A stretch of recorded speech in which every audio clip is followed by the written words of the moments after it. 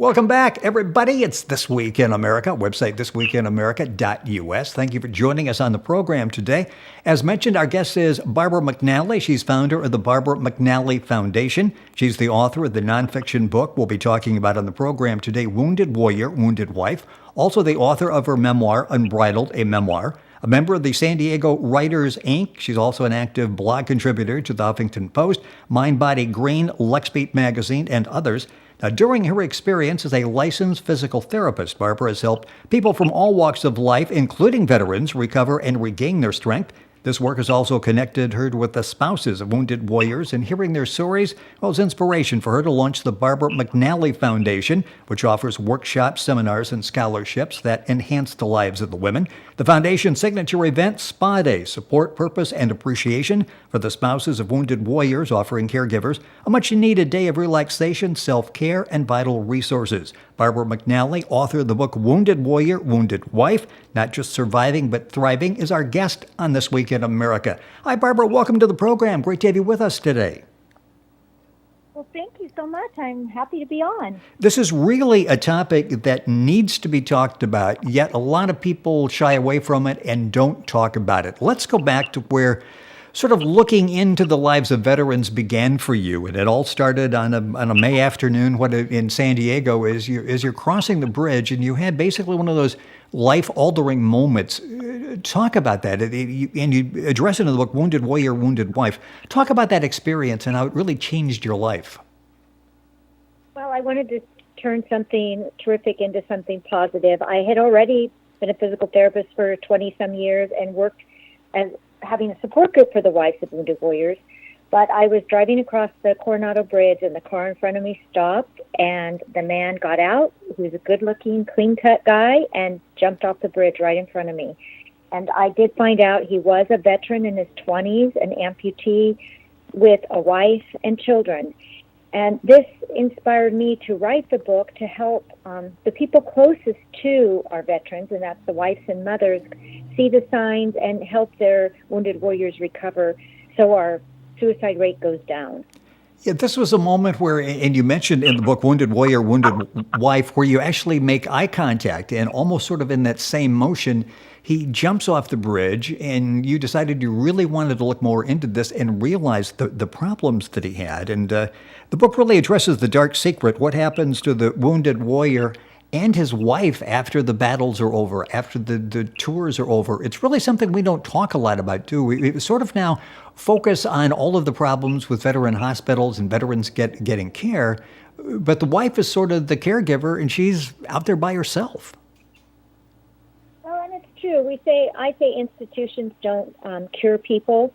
That, at the end of the day, after the awards have been given, the medals of honor, the parades, and the patients have been discharged from the hospital, it's the wife or the mother who's caring for our wounded warriors. And sometimes, this book is called Wounded Warrior, Wounded Wife, but we know that we have many women that go to war too.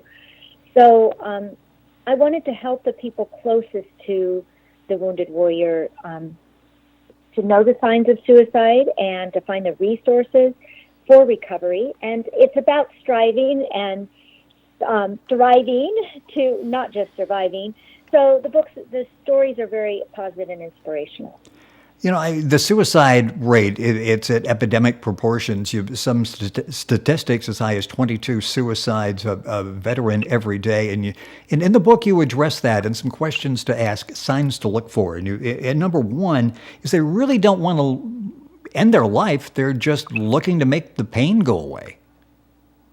Correct. That's the first thing, is we say it's a permanent solution to a temporary problem. And I think it's great on social media that they're doing the 22 push-ups. But more importantly, I think, is to actually do the things I recommend in this chapter. I start out the chapter with a quote from Nice that says, He who has a why to live can bear almost anyhow. So you're right. It's the number one thing is giving them a reason to live. And 22 push-ups bring awareness, but we're not really helping them give a reason. So I would suggest, if we know somebody who has mentioned suicide, to take it seriously. They've obviously thought about it a long time before they say that, and they may not bring it up again. So I encourage anyone out there listening who knows anyone, a friend, a child, a parent, that has mentioned suicide to follow up. So I give four points. The first one is, they just want, they're in pain. So listen. 2, if a friend says he wants to die, take it seriously. That means follow up every few days, see how they're doing. 3, get professional help. I went and got professional help myself to know how to help these wives and wounded warriors. So even if the person who's suicidal won't go get help, because that's a huge step, the family members can, because then they will know what resources are out there. And then the 4th, I say be proactive, follow up. Don't just say, call me if you need something. I'm doing 22 push-ups on social media. I don't know how that helps them particularly. I would say instead, call them up and say, hey, let's go to lunch. Hey, let's go to a ball game. Hey, let's go for a walk. And that leads into 5, encourage positive lifestyles. When we're suicidal, we're depressed, right? And we need to get out of the house. So positive lifestyles, going for a walk. And in the book, I have lots of resources and stories of people who've gone fly fishing, horseback riding, just anything to get out of ourselves and have that awe of nature really helps cure depression. And the 6th one is make a safety plan. A lot of people don't know there's triggers like a birthday or an anniversary of an injury or of a battle buddy's death, holidays. So by a safety plan, I mean really kind of know what the trigger points are and make sure that you're there supportive for your friend, your spouse, or your parent during those times. Barbara, sorry, I took a long answer to that. Well, no, that's all very important, and I agree totally that actually the act of going and doing the push-ups, that's wonderful maybe if it's step 1 in what you're going to do to try to resolve this problem. Barbara McNally, our guest on the program, author of the book Wounded Warrior, Wounded Wife, not just surviving, but thriving. It's sort of like support the troops that everybody says, and that's a great bumper sticker, but what are you actually doing to support the troops? It's more than something that should be on the bumper of a car. It should be what we're doing to these young men and women who are returning, which is, it's interesting. You point out in the book, I think there are like 5.5 million military caregivers, and 20% of those are caregivers for someone who entered the military after 9/11. So they have sort of what a unique set of, it presents different problems for the caregiver and the family, doesn't it? It does, because this group is younger, under age 30. They are most likely employed, and that means they're working at work, working at home, and they're most likely without a support system because we move around so much more than we did in previous eras. The book is Wounded Warrior, Wounded Wife, not just surviving, but thriving. It's available all across the country. You can link on directly to our website, thisweekinamerica.us, and get that information. As you're dealing in your role as a physical therapist, you decide to come up with the spa day, support, purpose, and appreciation. Talk about how that how that began. And again, it's one thing to think about this and you're aware of the problem, but you actually took that step to do something to the point where you have way too many caregivers that would like to participate in the program. You just can't accommodate all of them. And it's more than just a spa day for them, isn't it? It's part of the healing process.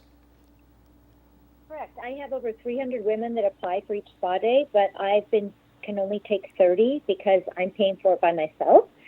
And that has been going on for the last 8 years. 8 years ago, as a physical therapist, I saw a void, and that was helping the wives of wounded warriors kind of understand what's going on, because these young women are in their early 20s, and suddenly they find themselves full-time caregivers, and their life has changed dramatically also. So that's why I say wounded warrior, wounded wife, because her life has changed drastically too. And in order for her to stay married, and which we want her to do, and stay supportive to her husband, she needs some support too. So bodies first to have some fun, a day of normalcy where they can come and bond with other women who are going through the same challenges, get away from caregiving. Many of them, it's the first time they've left their husband, and relax. Then the next step is, yes, we have resources there. We have counselors there to help them with each individual challenge, and they can sign up that day, and the program lasts 4 to 6 months. It's through Operation Family Caregiver, the Rosalind Carter Foundation. And she has endorsed my book and backed the program, so she is helping out too. And I'm happy to have Rosalind Carter endorse the book, as well as Elizabeth Dole. So we've both got Republicans and Democrats backing Wounded Warrior. You Wounded covered the Wife. board there. Yes, you've got both sides. And Barbara's website is Barbara McNally, McNally.com. You can get information, certainly on the book, get information as well on the spa day. Very great resources you'll find there where you can help in a number of ways. It's BarbaraMcNally.com. Go to our website, thisweekinamerica.us, and you can link on directly. It's interesting in the book because you've got a number of stories. And it seems like having the discussion and having all of these caregivers, the wives there, and exchanging stories. In fact, I think at one point you say that this is sort of crucial that they can compare notes and talk. This really is something that's very meaningful to them, isn't it?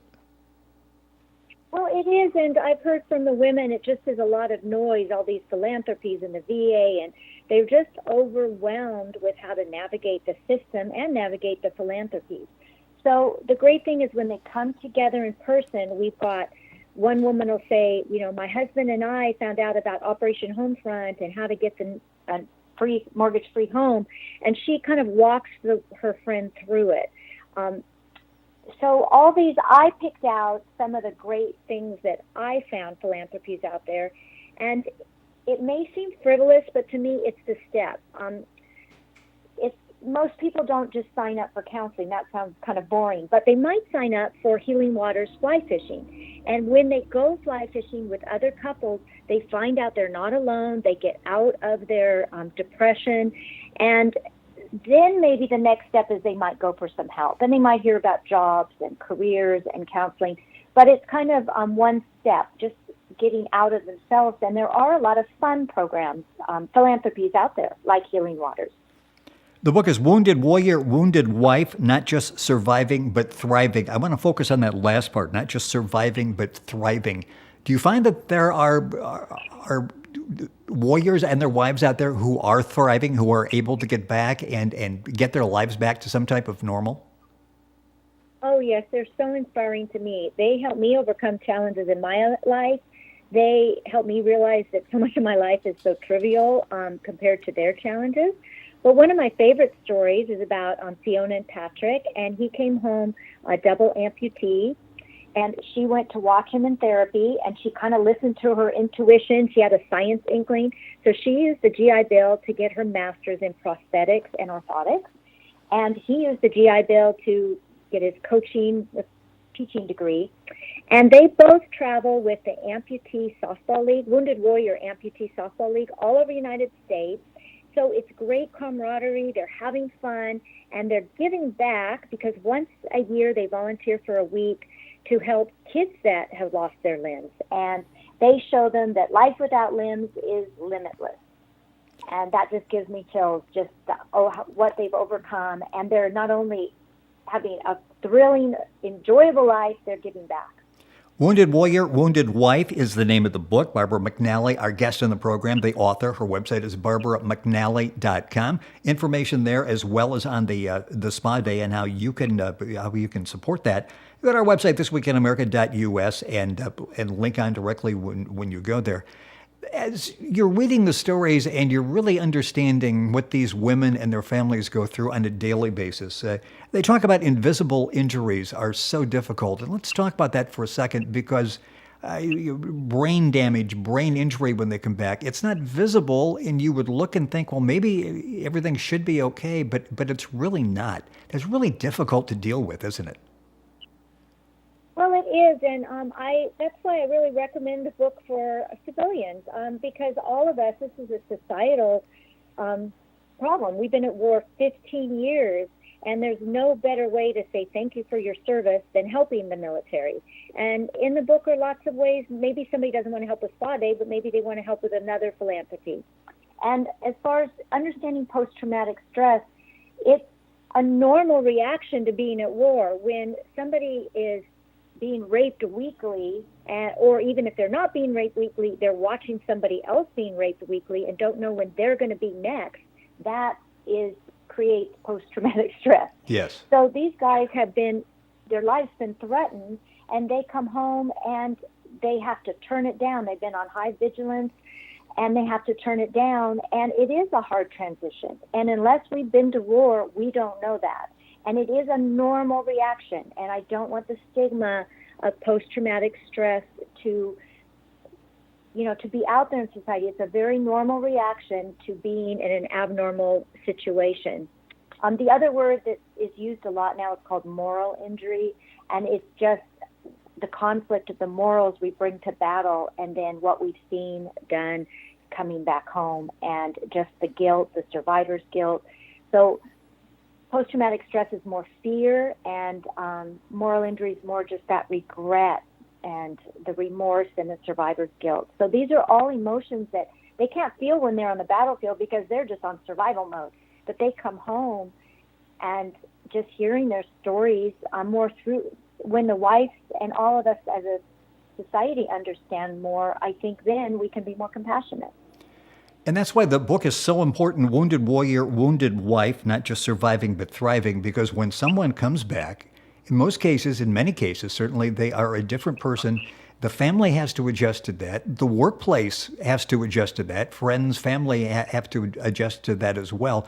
This opens up the understanding for so many people to not only open the understanding, but open our arms and hearts to try to help these people.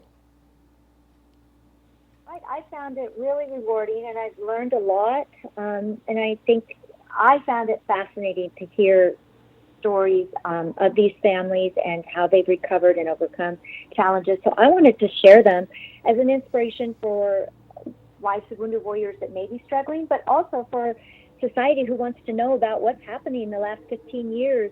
I was shocked until I researched that in the Vietnam Wars and earlier wars, not as many people survived. That's why we have so many more wounded warriors now, and we've never had a 15-year war. So now it's urban warfare, so we're easier to get to the people than in the jungles of Vietnam. And the other is medicines come so far that they can med back them out.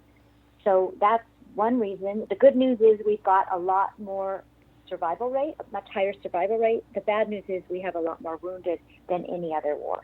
Well, the book is totally inspirational. It's an excellent book. Well done. It's called Wounded Warrior, Wounded Wife, not just surviving but thriving.